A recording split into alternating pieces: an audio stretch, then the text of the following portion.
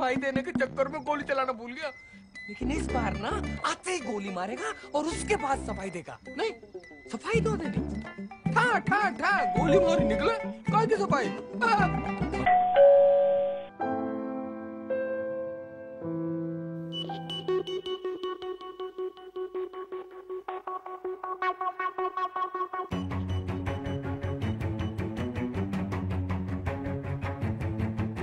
क्या हुआ?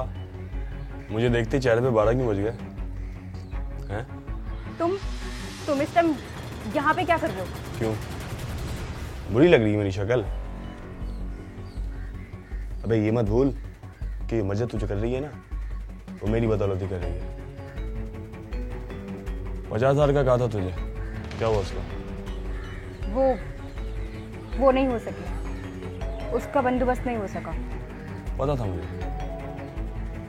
मुझे पता था कि तू ऐसी कोई टेढ़ी बात करने वाली है। बंदोबस्त नहीं हो सकता, लगता तेरा बंदोबस्त करना पड़ेगा। चल अंदर। छोड़ो मुझे, छोड़ो मेरे बाल। कहाँ है वो बुड्ढा? बुलाओ उसे। छोड़ो मेरे बाल। प्रोफेसर साहब आइए यहाँ पे। छोड़ो।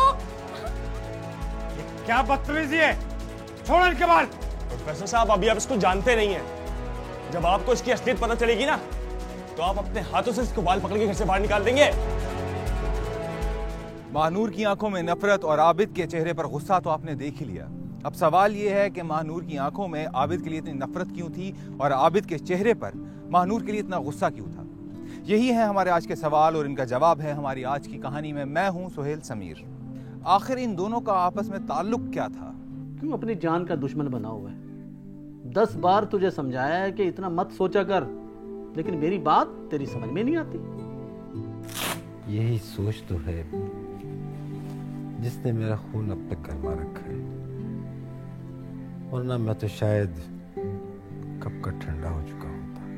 मसला तो यही है ना, तेरी ये सोच जरूरत से ज्यादा तेरा खून गरमा देती है और दूसरे दिन तेरा बीपी शूट कर जाता है, फिर तू मुझे फोन करके बुला रहा होता है। अरे इसी बहाने तू आ तो जाता है ना,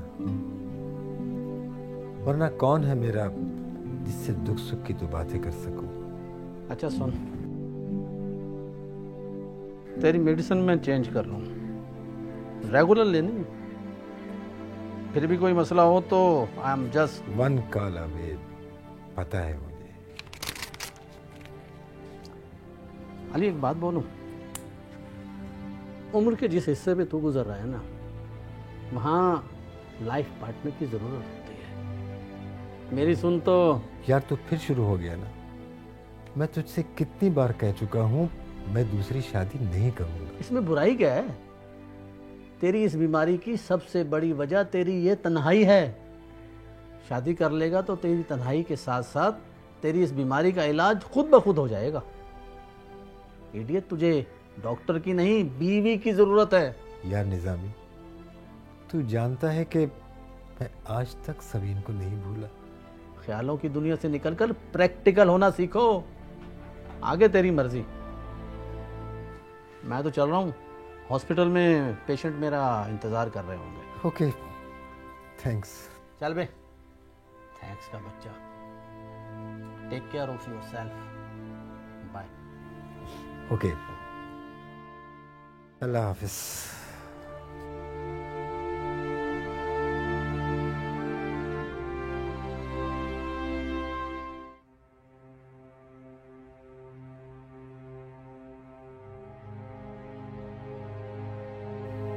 कभी जब चोट खाता हूँ तुम्हारी याद आती है। मैं जब भी मुस्कुराता हूँ तुम्हारी याद आती है।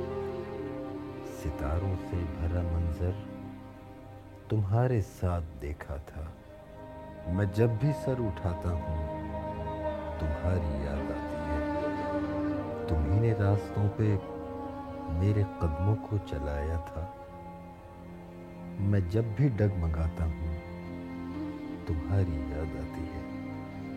किसी से बात करता हूँ, किसी को फोन करता हूँ, किसी को भी बुलाता हूँ, तुम्हारी याद आती है।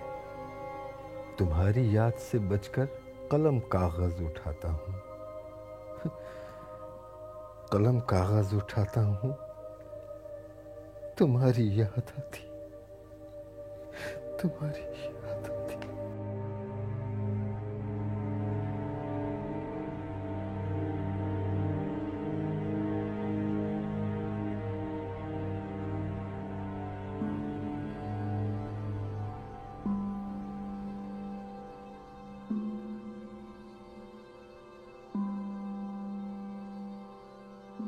जिंदगी में होने वाले अक्सर वाकयात इंसान की जिंदगी को ही बदल के रख देते हैं। वो अपने ही बनाए हुए उसूलों को तोड़ने लगता है और अपने ही फैसलों की रूगर्दानी करनी पड़ती है उसे।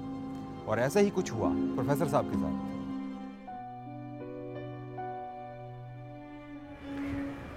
अस्सलाम वालेकुम अंकल। वालेकुम अस्सलाम। बेटा ठीक हो, अल्लाह का शुक्र। बेटा ये जो मस्जिद से अभी ऐलान हुआ है, ये किसके इंतकाल का था? 3 गली छोड़ के वो कोने का घर है ना, वो अल्ताफ साहब। जी जी अल्ताफ अंकल।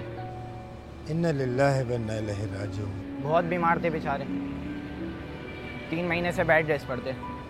बेटा वो जनाजा कब उठेगा? शायद असर में उठाएंगे। अच्छा अच्छा अच्छा। चले अंकल मैं चलता हूँ। अच्छा बेटा जीते रहो।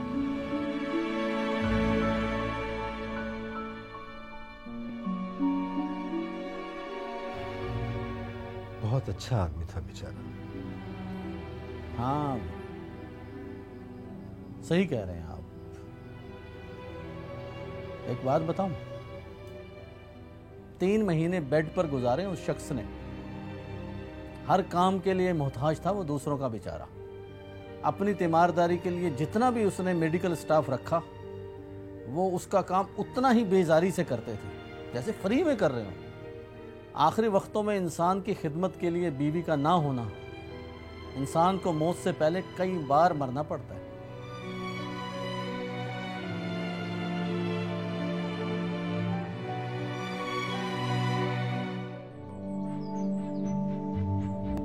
अरे यार ये फिर इतना भी ले दिया इन लोगों ने।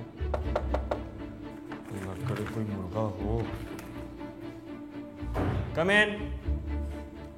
अरे चौधरी साहब कैसी बातें कर रहे हैं, ये तो हमारा फर्ज था। आपकी जिंदगी अच्छी गुजरी है ना, हमें और क्या चाहिए। अरे आपने रिश्ते के लिए 20,000 रुपये भी तो दिए थे। क्या आपके भाई को भी ऐसे रिश्ता चाहिए? टेंशन ही मत लें, मैं कुछ तस्वीरें व्हाट्सअप कर दूंगा आपको, अपने भाई को दिखा दिएगा, फिर जैसा बोलेंगे वैसा ही कर लेंगे, ठीक है। अरे चौधरी साहब कैसी बातें कर रहे हैं, रजिस्ट्रेशन के पैसे कहीं भागे थोड़ी जा रहे हैं। क्लाइंट की सेटिस्फैक्शन हमारा पहला असूल है। बस अब आप बेफिक्र हो जाइए, ये समझ लें आपके भाई की शादी करवाना अब हमारी जिम्मेदारी है। भी चले फिर बात होती है, ठीक है। अल्लाह हाफिज। अल्लाह हाफिज। जी बुजुर्गों, क्या खिदमत कर सकता हूँ मैं आपकी? वो मुझे एक रिश्ता दरकार है। किसके लिए? बेटी के लिए, बेटे के लिए, या फिर बेटे के बेटे के लिए? अपने लिए। जी जी।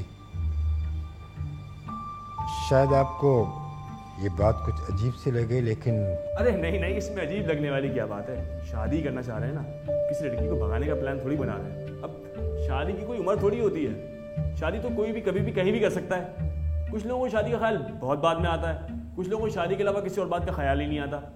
कुछ लोग औलाद के लिए शादी करते हैं, कुछ लोग औलाद की वजह से शादी करते हैं। हर एक का अपना अपना अलग अलग मसला है। लेकिन मेरे साथ कोई मसला नहीं है। बात इतनी सी है कि मैं दूसरी शादी करना चाहता हूँ। वो तो मैं आपको देखते ही समझ गया था। आप इस उम्र में आप कोई पहली शादी थोड़ी कर रहे होंगे। जाहिर सी बात है, या तो औलाद नहीं होगी, या भाभी से नहीं बनती होगी, या फिर आपका भी क्रिकेट टीम बनाने का प्लान हो। मेरा ख्याल है कि मैं गलत जगह पे। अरे अरे बड़े साहब बैठे, सही बात तो सुने मेरी। बैठे आप, बैठे प्लीज। देखिए आप बिल्कुल सही जगह पे आए। आबिद मैरिज ब्यूरो में कोई आए, उसकी शादी ना हो, ये तो हो ही नहीं सकता। बस आप बेफिक्र हो जाएं, समझे आपका काम हो गया। बस आपको रजिस्ट्रेशन करवानी होगी। जी जी। क्या है आपके यहाँ रजिस्ट्रेशन फीस? ज्यादा नहीं, सिर्फ 25,000 रुपये। 25,000 रुपये? लेकिन अभी तो आप फोन पर 20,000 रुपये की बात कर रहे थे। अरे सर वो तो हमारे पुराने क्लाइंट है ना, इसलिए उनके लिए 20,000 थे। चले आप भी 20,000 ही दे दीजिएगा और बोले। जी शुक्रिया।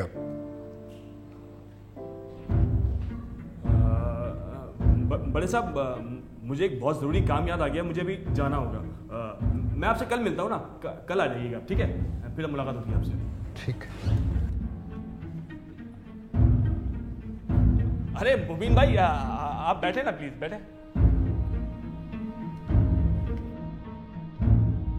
कहिए कैसे आना होगा? जैसे हमेशा आना होता है। किराया निकल, किराया। किराया? अरे वो तो मैं दे दूंगा ना, बहुत जल्द दे दूंगा। तेरी ये जल्दी बहुत देर में आती है। तूने मुझको बेवकूफ़ समझा।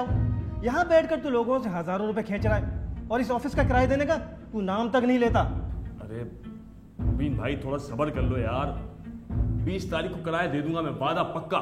देख, इस 20 तारीख को तेरी कोई 420 नहीं चलेगी, समझा? मुबीन भाई एक बार जब मैं कमिटमेंट कर लूँ ना तो फिर अपने बाप की भी नहीं सुनता। और सुन, मैं भी कुछ नहीं सुनूंगा, समझा तू?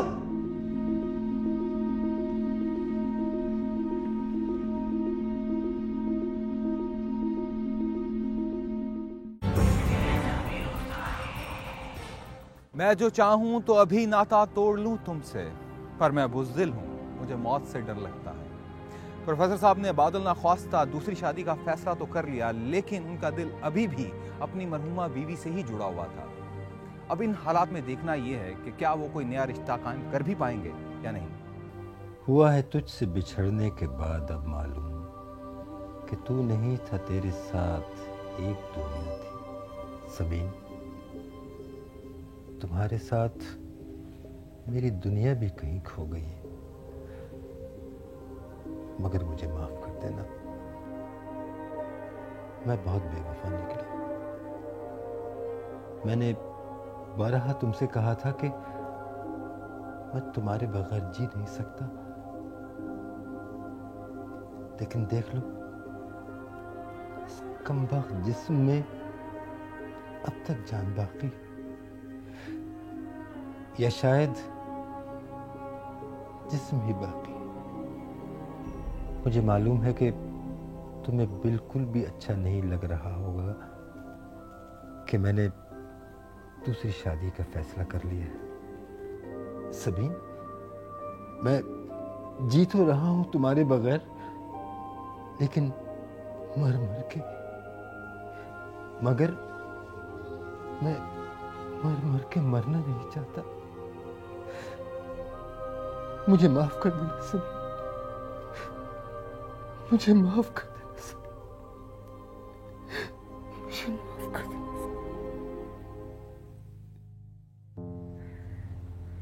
ये खातून बेवा है, उम्र 55 साल, लेकिन इनसे शादी का मतलब है सवाब दायन हासिल करना। क्या मतलब? बीमार रहती हैं। अब देखें ना, इस उम्र में शादी करके अगर आपने इनकी खिदमतें ही करनी है तो हुआ ना सवाब दायन हासिल करना। ये देखें, ये खातून इसी तरह नए मॉडल की हैं। मेरा मतलब है इनसे कम उम्र है, पढ़ी लिखी हैं। ये है थर्ड ऑप्शन। मेरे ख्याल से आपके लिए सबसे अच्छी ये रहेगी।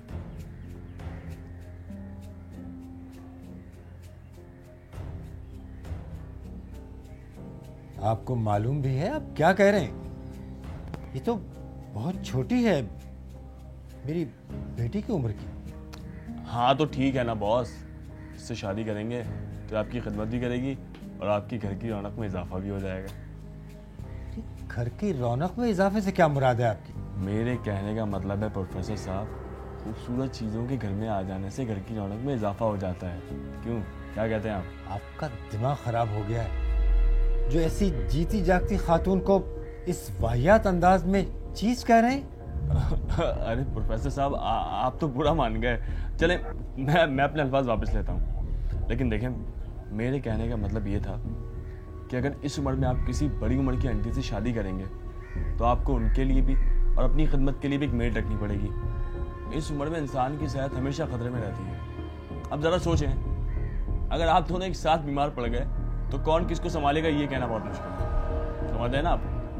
फिर भी तस्वीरें दे जा रहा हूँ, अगर आप किसी नतीजे में पहुंच जाएं तो मुझे कॉल कर दीजिएगा, ठीक है? अब मैं चलता हूँ, अल्लाह हाफिज़।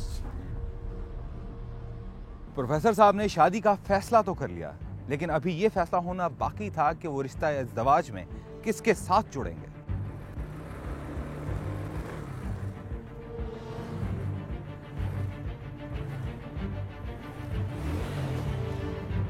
धूप में निकला न करो रूप की रानी, गोरा रंग काला न पड़ जाए। कहाँ जा रही हो और पैदल क्यों जा रही हो? रक्शे के पैसे नहीं तो मैं दे देता हूँ। चलो बैठो, मैं छोड़ देता हूँ। अबे गूंगी है क्या? जवाब तो दे। लो, मिल गया जवाब।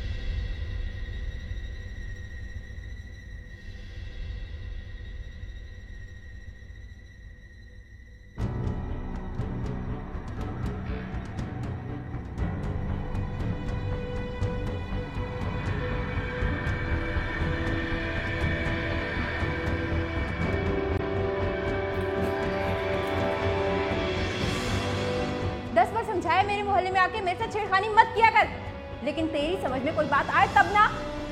तो क्या मतलब है? चमाटक देगी? मेरी भी कोई इज्जत है क्या नहीं? पता नहीं। दफा हो जाए यहाँ से और मुझसे बात नहीं करी अब। अच्छा ना बाबा, सॉरी।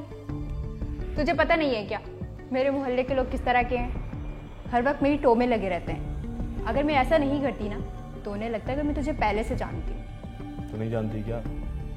जानती हूँ, लेकिन उन्हें तो नहीं बता सकती ना।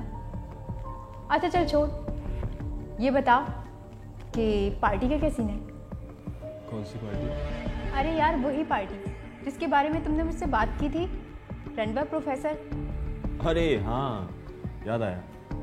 यार सीन ये है कि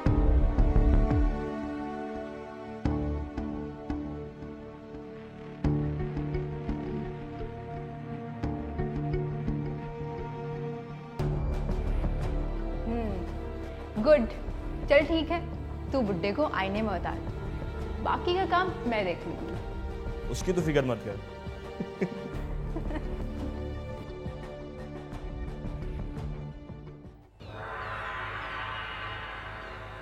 हाँ तो प्रोफेसर साहब, क्या डिसाइड किया आपने?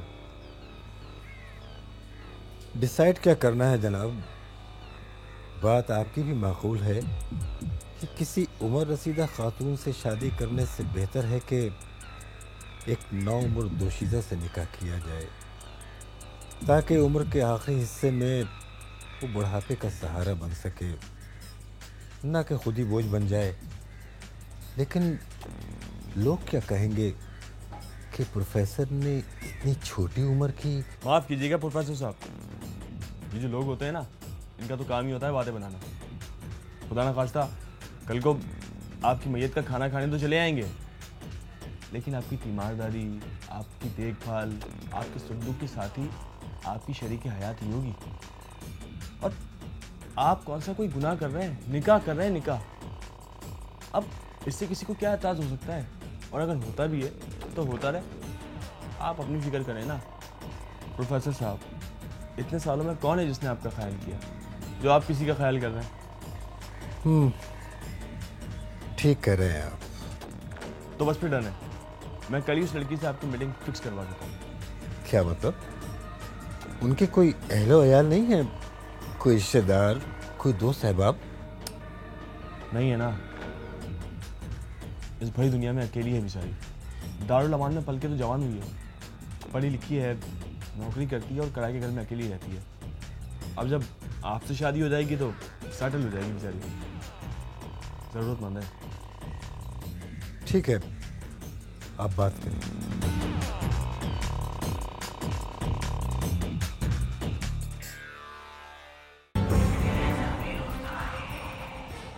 मोहब्बत में पहनी हुई चूड़ी की मानिंद है, संवरती है, खनकती है, खनक कर टूट जाती है। प्रोफेसर साहब के लिए ये मोहब्बत उनके पांव की बेड़ी बन चुकी थी, जिससे वो जान नहीं छुड़वा सकते थे। या ये बात और है कि वो उससे जान छुड़वाना ही नहीं चाहते थे। अरे आप दोनों इतना शर्मा क्यों रहे हैं? चले मैं एक काम करता हूँ, मैं ज़रा बाहर से होके आता हूँ, आप दोनों आपस में बातचीत कर लें, ठीक है?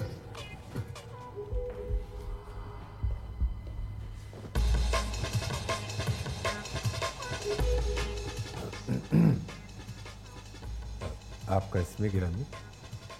जी? मेरा मतलब है आपका नाम? नाम महानूर। माशाल्लाह, बहुत प्यारा नाम है। वो मैं आपसे कुछ पूछना चाह रहा था। बता तो दिया, नाम ना? नहीं, कुछ और। मैं आपसे पूछना चाह रहा था कि आपको इस शादी पे कोई इतराज़ तो नहीं? नहीं, हमें भला क्या इतराज़ हो सकता है?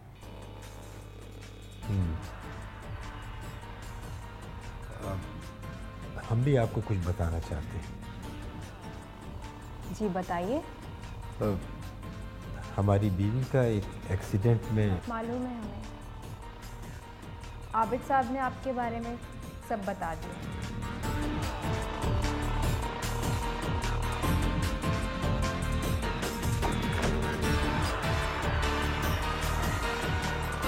शादी होते ही अपना काम शुरू कर देना, बाकी सब मैं संभाल लूंगा। हाँ हाँ पता है, मैं ये सब कोई पहली बार थोड़ी कर रही हूँ। अब तुम ज्यादा बकबक मत करो और चुपचाप से बाइक चलाओ। चला तो रहा हूँ यार।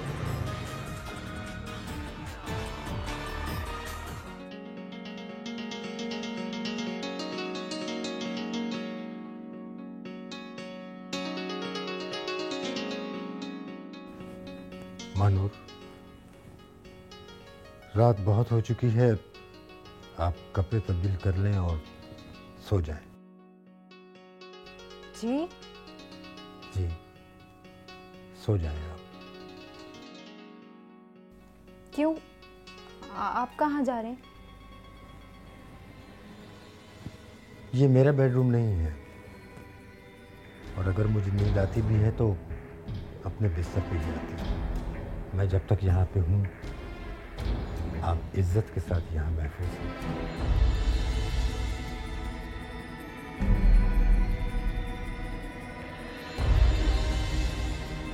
नहीं प्रोफेसर साहब, सच पूछे तो आज मुझे अपने आप से वाकई बहुत शर्मिंदगी हो रही है। मैंने आपको क्या समझा था और आप क्या निकले। कहते हैं कि शादी के बाद औरत की जिंदगी बदल जाती है। ऐसा ही मानूर के साथ भी हुआ। हालांकि ये उसकी पहली शादी नहीं थी, लेकिन प्रोफेसर साहब ने उसके साथ रवैया ही ऐसा रवा रखा जो उससे पहले कभी किसी ने उसके साथ नहीं रखा था।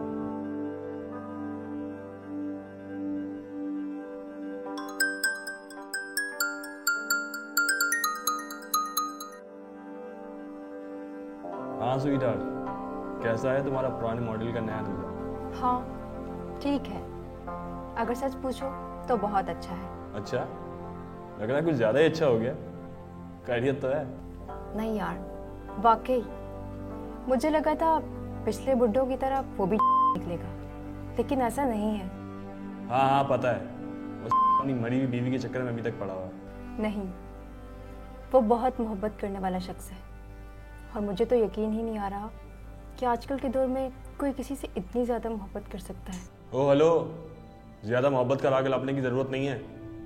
इस काम के लिए भेजा है ना तुझे, वो काम कर, वरना 2 मिनट लगेंगे मुझे तेरी असलियत बताने में। फिर जितनी मोहब्बत वो अपनी बीवी से करता है ना, उससे कहीं ज़्यादा नफरत करेगा तुझसे। और सुन, जो ड्रॉप्स मैंने तुझे दिए हैं ना, रोज़ाना रात को दूध के गिलास में आके उसको देती रहे। बुढ़ा निकलेगा तो अपना काम निकलेगा।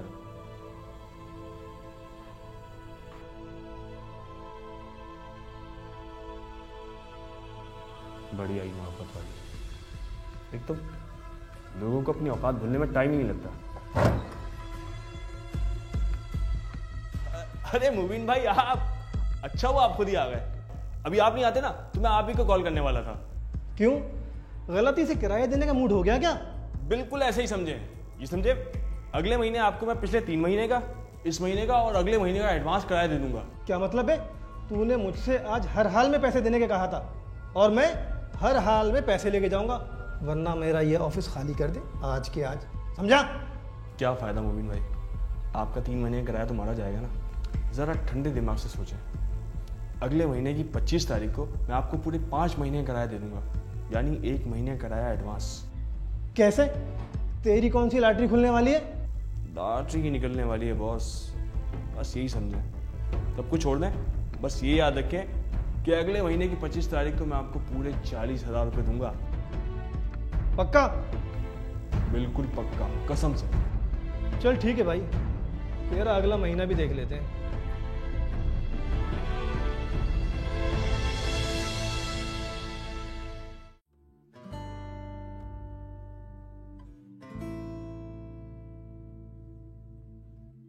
क्या मैं आपसे पूछ सकती हूँ कि आप ये क्या लिखते रहते हैं? नहीं, बस ऐसे ही दिल के गुबार से सफ़ों का मुकाला करता रहता हूँ। अगर आप बुरा ना माने तो आप मुझसे शेयरिंग करना चाहेंगे? नहीं नहीं, इसमें बुरा मानने की क्या बात है। कुछ अशार हुए थे, मैंने सोचा डायरी में उतार लूँ। ओह, तो आप शायर भी हैं? अब तो सिर्फ शायर ही रह गया हूँ। खैर, 3 शेर हुए हैं। मतला है।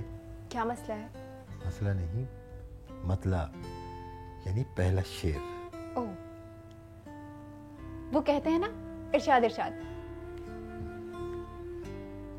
धुंध मायूसियों की छट जाए, सांस टूटे पाप कट जाए,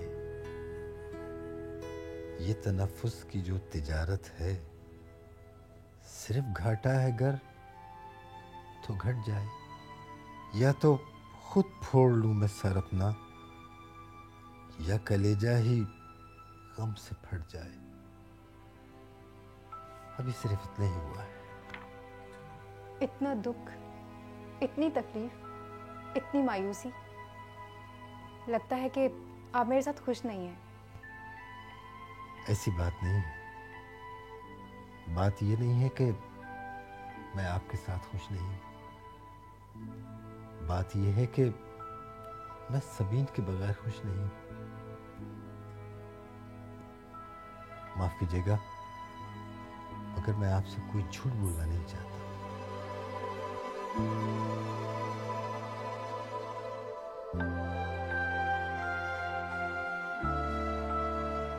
तुझे किस गधे ने मशवरा दिया था अपनी बेटी की उम्र की लड़की से निकाह कर?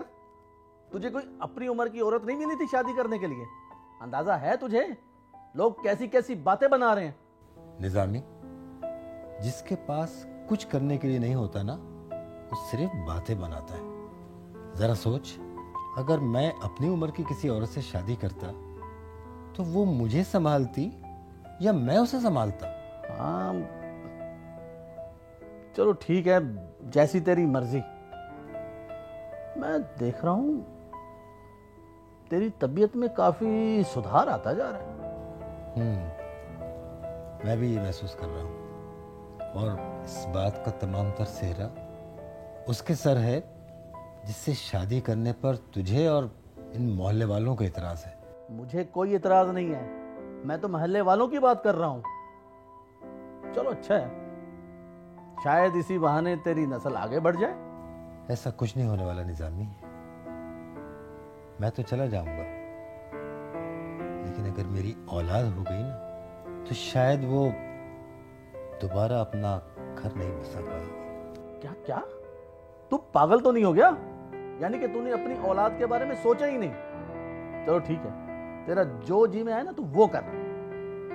मैं जा रहा हूं, मुझे देर हो रही है।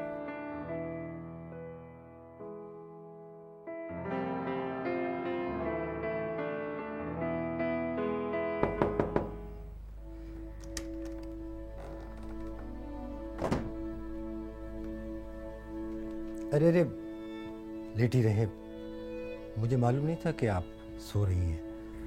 नहीं नहीं, कोई बात नहीं, लेटे लेटे आंख लग गई थी मेरी। मैं एक दफ़ा फिर माज़रत खा हूँ कि मैंने आपके आराम में खलल डाला। मैं आपको ये ATM कार्ड देने के लिए आया था। इसकी क्या ज़रूरत थी? अगर ज़रूरत नहीं थी तो पढ़ तो सकती है ना, और मैं नहीं चाहता कि अगर आपको किसी चीज़ की ज़रूरत हो तो उसके लिए आपको मेरे आगे सवाल करना पड़े। अब आप जहाँ चाहें जो चाहें खरीद सकती हैं। शुक्रिया। अब आप सो जाएं।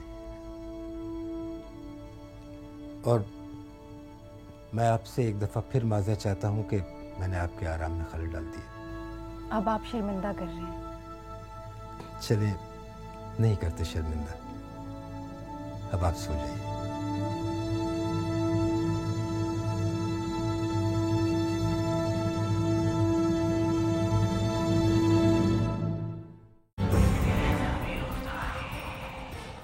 इससे पहले जो कुछ हुआ वो आप देख चुके हैं। आइए एक बार फिर से देखते हैं।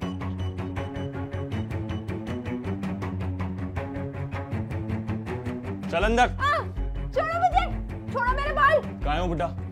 बुलाओ उसे। छोड़ो मेरे बाल। प्रोफेसर साहब आइए यहाँ पे। छोड़ो। क्या बदतमीजी है, छोड़ो इनके बाल। प्रोफेसर साहब अभी आप इसको जानते नहीं हैं। जब आपको इसकी असलियत पता चलेगी ना तो आप अपने हाथों से इसको बाल पकड़ के घर से बाहर निकाल देंगे। हर बात की एक हद होती है और आज तुमने हर हद अबूर कर दी है। मैं अभी इतना ज़ईफ नहीं हुआ हूं कि तुम्हें धक्के मारकर अपने घर से बाहर ना निकाल सकूं। तो बेहतर यही है कि शराफत से और चुपचाप यहां से दफा हो जाओ, वरना मुझसे बुरा कोई नहीं होगा। अरे चला जाऊंगा। मैं भी यहाँ कोई रहने नहीं आया हूँ, लेकिन जाने से पहले इसकी असलियत जरूर आपको बताऊंगा। आप नहीं जानते कि ये पहले भी कई शादियां कर चुकी है और मुझसे शादी भी दौलत के लालच में की। क्या आपको ये सब पता है? हाँ, मुझे सब पता है।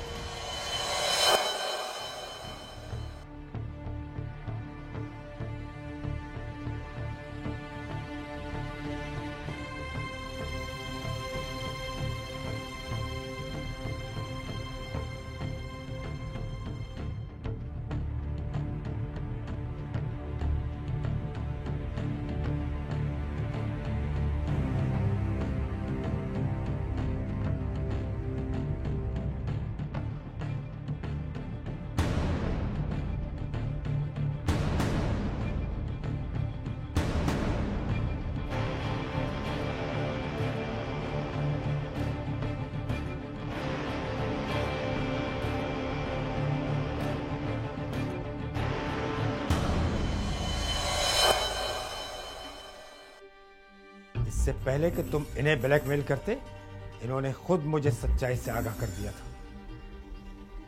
धोखेबाज! खबरदार! तुमने एक कदम भी आगे बढ़ाया तो धोखेबाज तो तुम हो।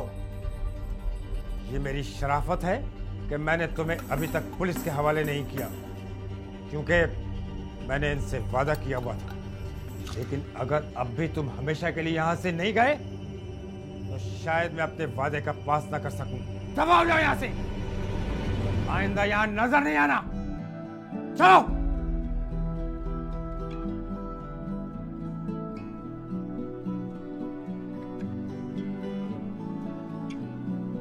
जो बंधन खुद से जुड़ते हैं वही मजबूत होते हैं। जबरदस्ती के रिश्ते अक्सर टूट जाया करते हैं। शादियां करवाना एक नेक काम और मोतबर पेशा है। जो इस मोतबर पेशे में झूठ, धोखा और गलत बयानी की मिलावट करके इसके तकद्दुस को पामाल करने की कोशिश करता है, वो ठीक इसी तरह से रुसवा हुआ करता है। और फिर उनके साथ कभी कभी